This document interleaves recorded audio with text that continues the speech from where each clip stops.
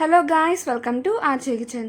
ఈరోజు మన ఛానల్లో పన్నీర్ గ్రేవీ కర్రీని ఎలా చేయాలో చూపించాలనుకుంటున్నాను అండి.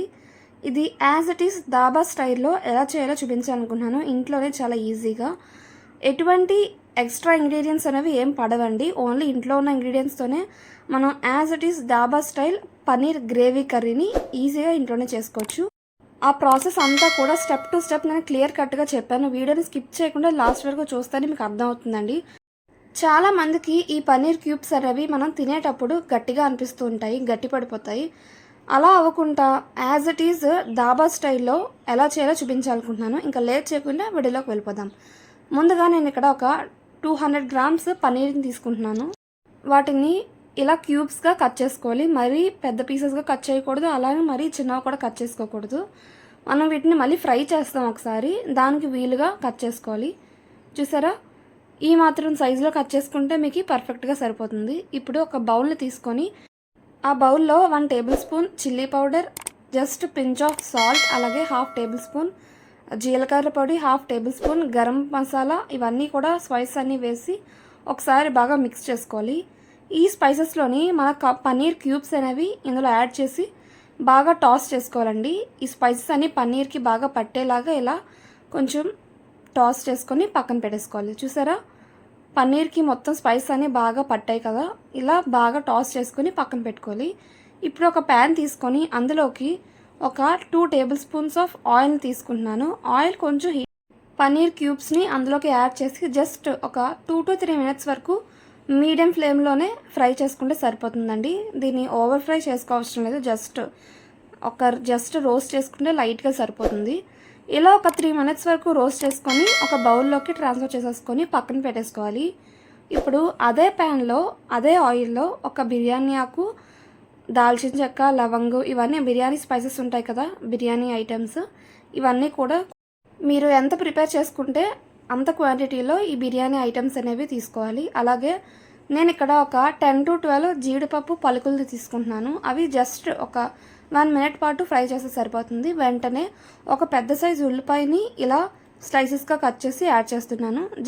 అది జస్ట్ మగ్గాక ఒక 2 minutesలో మగ్గిపోతుంది కదా, ఇలా లైట్గా మగ్గాక ఒక 2 పచ్చిమిర్చి, ఒక పెద్ద సైజు టమాటా వేసి బాగా మగ్గించుకోవాలండి. అంటే ఓవర్గా మగ్గిపోవసరం లేదు, జస్ట్ ఒక 2 minutes మీడియం ఫ్లేమ్లో పడితే మగ్గిపోతుంది. ఈ స్టేజ్లో ఉన్నప్పుడే మీ టేస్ట్కి తగ్గట్టు సాల్ట్ని కూడా ఇక్కడే యాడ్ చేసుకోవాలి. ఈ క్వాంటిటీకి సరిపడా సాల్ట్ని నేను యాడ్ చేశాను, తర్వాత రిమైనింగ్ యాడ్ చేస్తాను. జస్ట్ ఇలా ఈ స్టేజ్లో ఉన్నప్పుడే మనం సాల్ట్ని యాడ్ చేయడం వల్ల ఆ ఉల్లిపాయలు, టమాటీ అనేవి బేగా మగ్గిపోతాయి. చూసారా, ఈ మాత్రం మగ్గితే సరిపోతుంది. వీటన్నిటిని కూడా కొంచెం చల్లారి పెట్టుకొని తర్వాత ఒక మిక్సీ జార్లోకి తీసుకొని కోర్స్గా గ్రైండ్ చేసుకోవాలి. వీటన్నిటిని కూడా చూసారా, ఇలా ఒక మిక్సీ జార్లోకి తీసుకొని అలాగే అందులోకి 1 ఇంచ్ అల్లం, అలాగే 5-6 వెల్లుల్లిని వేసి కోర్స్గా గ్రైండ్ చేసుకోవాలి. మనకి ఇక్కడ రెడ్గా రాలేదండి, ఎందుకంటే మనం అందులో కాజు వేసాం కదా, దానివల్ల మనకి వైట్గానే వస్తుంది. మనకి దాబా స్టైల్లో కూడా మనకి వైట్గానే ఉంటుంది, రెడ్గా అలా కనిపించదు.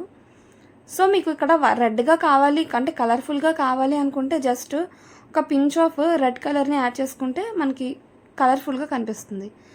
ఇప్పుడు అదే ప్యాన్లో కొంచెం ఆయిల్ వేసుకొని ఆ పేస్ట్ అంతటినీ కూడా ట్రాన్స్ఫర్ చేసేసుకొని జస్ట్ ఒక 2 టేబుల్ స్పూన్స్ కర్డ్ని కూడా వేస్తున్నాను. పెరుగుని కూడా యాడ్ చేసి బాగా మిక్స్ చేసుకోవాలి. ఎటువంటి లమ్స్ లేకుండా, అంటే ఎటువంటి ముద్దలు లేకుండా ఒకసారి బాగా మిక్స్ చేసేసుకొని అందులోకి టేస్ట్కి తగ్గట్టు కారాన్ని, అలాగే ధనియాల పొడిని కూడా యాడ్ చేసి ఒకసారి బాగా మిక్స్ చేసుకున్నాను. ఇప్పుడు ఈ క్వాంటిటీకి తగ్గట్టు వాటర్ని యాడ్ చేస్తున్నాను. జస్ట్ లైట్గా కొంచెం వాటర్ని యాడ్ చేసి ఒకసారి బాగా మిక్స్ చేసుకోవాలి. ఈ పేస్ట్ అనేది బాగా ఉడికిపోతుందండి ఇలా వాటర్ని యాడ్ చేయడం వల్ల. మరీ ఎక్కువ క్వాంటిటీలో కూడా వాటర్ని యాడ్ చేయ అవసరం లేదు, జస్ట్ కొంచెం వాటర్ని యాడ్ చేస్తే మనకి గ్రేవీ కన్సిస్టెన్సీలో ఉంటుంది. చూసారా, ఇలా బాగా కొంచెం ఉడకనివ్వాలి పేస్ట్ అనేది. ఒక 5 minutes వరకు ఉడికించి తర్వాత మనం పన్నీర్ క్యూబ్స్ ఉన్నాయి కదా ఫ్రై చేసుకున్నవి, వాటిని కూడా ఇందులో యాడ్ చేసేస్తున్నాను.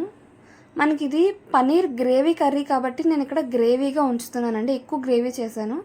మీకు అంత గ్రేవీ అవసరం లేదు అనుకుంటే కొంచెం తక్కువ క్వాంటిటీలో చేసుకున్నా పర్వాలేదు. నాకు ఇక్కడ కలర్ఫుల్గా కనిపించడం కోసం జస్ట్ పించ్ ఆఫ్ రెడ్ కలర్ని యాడ్ చేస్తాను. రెడ్ ఫుడ్ కలర్ ఉంటుంది కదా, దాన్ని యాడ్ చేశాను. మీరు స్కిప్ చేసుకున్నా సరే ఎటువంటి ప్రాబ్లం లేదు. అంతేనండి, మన పన్నీర్ గ్రేవీ కర్రీ రెడీ అయిపోయింది. As it is dhaba style లాగే ఉంటుందండి. ఒక్కసారి ట్రై చేయండి, ఆసమ్గా ఉంటుంది. ఈ పనీర్ గ్రేవీ కర్రీ మనకి రైస్లోకి, నాన్లోకి, రోటీ, చపాతీ ఎందులోకైనా సరే సూపర్గా ఉంటుందండి. నాకైతే ఇది చపాతీస్లోకి చాలా చాలా బాగుంటుంది. ది బెస్ట్ కాంబినేషన్ అంటారు.